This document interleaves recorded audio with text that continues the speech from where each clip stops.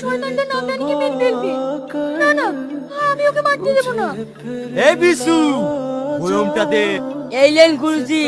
करने वाले कहीं से तू आ जा, कहीं से तू